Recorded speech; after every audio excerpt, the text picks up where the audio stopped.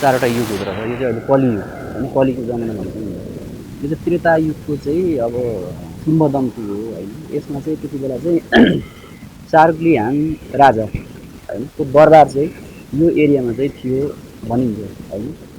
र चार्ग्लिहाङ राजाको चाहिँ एकजना छोरी असाध्यै सुन्दर राम्री छोरी चाहिँ फेङमा भन्ने चाहिँ छोरी थिएछन् होइन त्यति बेला। अनि रूपमा पनि राम्री, एकदम शील स्वभाव सबै गुणले सम्पन्न।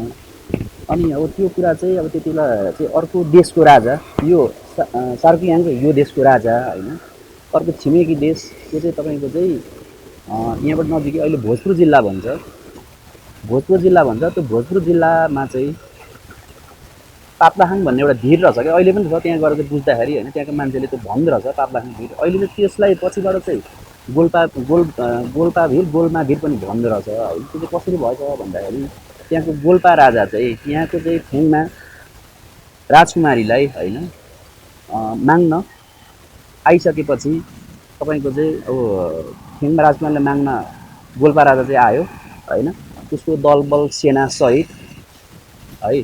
अनि त्यति बेला आइसकेपछि चाहिँ अनि अब गोल्पा राजाले चाहिँ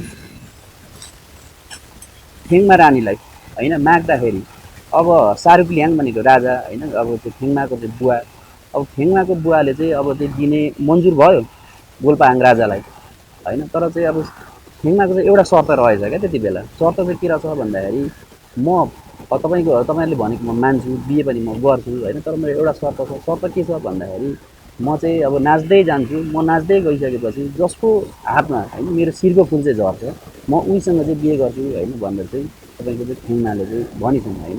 अनि त्यो भइसकेपछि अब त्यति बेलाको गोल्पा राजालाई पनि त्यो अब शर्त स्वीकार्य भयो होइन, किनभने म त राजा होइन। अब त्यति बेला चाहिँ अब गोल्पा राजा कस्तो अरे भन्दाखेरि होइन, अब सबै वरिपरिको छिमेकी राजा चाहिँ राज्यहरूमा पनि, छिमेकी देशहरूमा पनि होइन उसको चाहिँ तपाईँको चाहिँ एउटा पराक्रमी राजा होइन भन्न चाहिँ नाम चलेको राजा रहेछ होइन।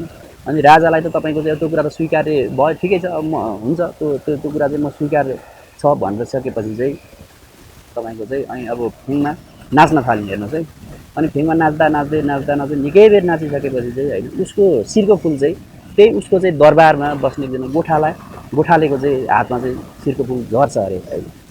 अनि त्यो कुरा देखिसकेपछि, त्यस्तो घटना घटिसकेपछि गोल्पा राजालाई त असह्य भयो होइन, किनभने त उता राजा होइन, म चाहिँ राजा भन्ने किसिमको उसलाई अब सबैले चाहिँ चिनिराखेको मानिराखेको राजा होइन, अब मेरै चाहिँ हातमा झरिहाल्छ नि भन्ने एक किसिमको उसलाई चाहिँ लागिरहेको थियो विश्वास होइन।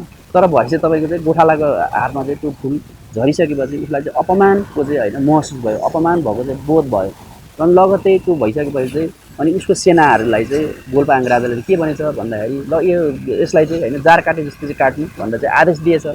त्यो भइसकेपछि गोठाला चाहिँ त्यो दरबारबाट चाहिँ होइन भागेर गएछ क्या होइन। भागेर जाँदा अनि अब भागेर गएछ, अघि चाहिँ अब त्यो चाहिँ कुदिरह्यो चाहिँ अब गोठाला होइन गोठाले। अनि पछि चाहिँ गोल्पाको सेनाहरू होइन उसलाई खेद्दै लाँदाखेरि यहाँ तल तपाईँको चाहिँ यो चाहिँ रसुवाभन्दा मुनतिर रसुवाको चाहिँ एउटा ठाउँमा चाहिँ भेटेछ होइन, दुधको सियो किनारमा चाहिँ। अनि त्यो गोठालालाई भेटेर अनि तपाईँको यिनीहरू चाहिँ जार काटे जस्तै चाहिँ गोल्पाहाङ राजाको सेनाहरूले चाहिँ उसलाई जार काटेछ होइन। अनि त्यो ठाउँमा अहिले त्यो ठाउँलाई जार काटे ढुङ्गा भनेर भन्दो रहेछ क्या अहिले पनि होइन। त्यो चाहिँ तपाईँको यो हाम्रो चाहिँ उदयपुर र खोटाङको सिमानामा पर्ने होइन, रसुवादेखि अलिकति मुनतिर होइन त्यो जार काटे ढुङ्गा भन्ने छ होइन। त्यहाँको अहिलेको मान्छेहरू सबैलाई त्यो थाहा रहेछ त्यो ठाउँको नाम होइन। त्यो चाहिँ यहीँबाट चाहिँ गोठाला चाहिँ भागेर गएर त्यो जार काटेको उसैलाई काटेको हुनाले होइन त्यो जार काटे ढुङ्गा भन्छ त्यो ठाउँको नाम चाहिँ रह्यो होइन। त्यो अहिले सबैलाई थाहा रहेछ त्यो ठाउँ होइन। अनि यतातिर चाहिँ अब तपाईँको चाहिँ उतातिर गोठाला भागिसकेपछि अब फेङमा पनि दरबार छोडेर हिँड्यो होइन। दरबार छोडेर हिँड्दा अनि उसको पछि चाहिँ तपाईँको चाहिँ के भन्छ गोल्पाहाङ राजाले उसलाई चाहिँ पछ्याउँदै गयो होइन। उसको सेनाले चाहिँ गोठालालाई पछ्याउँदै गयो होइन। अनि ऊ पनि तपाईँको फेङमाले पनि दरबार छोडेर यसरी भागिरहँदाखेरि चाहिँ उसको पछि गयो गोल्पाहाङ राजा होइन। अनि भाग्दै जाँदा अझै भाग्दै जाँदाखेरि गोल्पाहाङले चाहिँ खेद्दै जाँदाखेरि अनि भोजपुरको पाप्लाहाङ भन्ने ठाउँमा होइन चाहिँ फेङमालाई चाहिँ उसले भेट्छ गोल्पाले होइन। अनि त्यति बेलादेखि नै त्यो ठाउँलाई चाहिँ अनि गोल्मा भिर पनि भन्दो रहेछ। र त्यसरी अनि अब उसको त्यहाँ चाहिँ अब भेट्यो होइन चाहिँ राजाले चाहिँ अब फेङमालाई भेट्यो गोल्पा राजाले चाहिँ। अनि यतातिर अब जार काटेर चाहिँ उसको जन्तीहरू चाहिँ होइन फर्किँदै गयो। फर्किँदै जाँदाखेरि तपाईँको चाहिँ त्यो जन्ते ढुङ्गा भन्छ, अहिले चाहिँ खोटाङ जिल्लाको एउटा नगरपालिका के अरे गाउँपालिका हो होइन जन्ते ढुङ्गा, त्यसैको नामबाट चाहिँ जन्ते ढुङ्गा पनि रहेको छ होइन।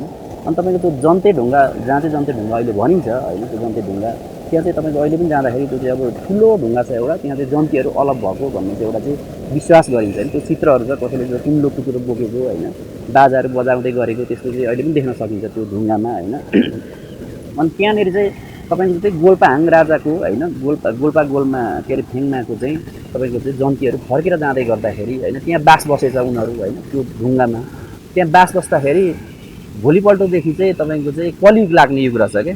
अनि त्यो जन्तीहरू चाहिँ तिनीहरू अलपिएको होइन भन्ने विश्वास गरिन्छ होइन। अनि तपाईँको त्यसरी चाहिँ अब त्यसको उद्गम ठाउँ यो फेमा डाँडा होइन, यो चाहिँ बारापोखरी गाउँपालिकाको सुन्तलेमा पर्छ होइन। अब चाहिँ कस्तो भने त्यसको उद्गम ठाउँ यहाँ ठाउँ यो भएर चाहिँ अब तपाईँको जारकाटे ढुङ्गा पनि यहीँबाट रिलेटेड भएर त्यहाँ नाम रह्यो होइन। त्यसैकोबाट चाहिँ जन्ते ढुङ्गा त्यहाँ जब कि एक रात मात्रै बास बसेको जन्तीहरू होइन, त्योबाट चाहिँ गाउँपालिकाको नामै रह्यो होइन। तर हाम्रो चाहिँ तपाईँको के हो त भन्दा यो उद्गम ठाउँ होइन, यो चाहिँ ओझेलमा पऱ्यो क्या। यहाँ हाम्रो चाहिँ तपाईँको कसैलाई थाहा पनि अब यो चाहिँ धेरै चाहिँ भइसकेपछि समय भइसकेपछि अब मान्छेले सोधिखोजी पनि गर्दै होइन, अब आफ्नै ठाउँमा यो त्यति धेरै महत्त्व दिएन क्या मान्छेले यो विषयमा। लगभग यो हराइरहेको होइन, हराउँदै गएको चाहिँ एउटा किंवदन्ती पनि हो होइन। र यो चाहिँ टपमा छ हेर्नुहोस् होइन।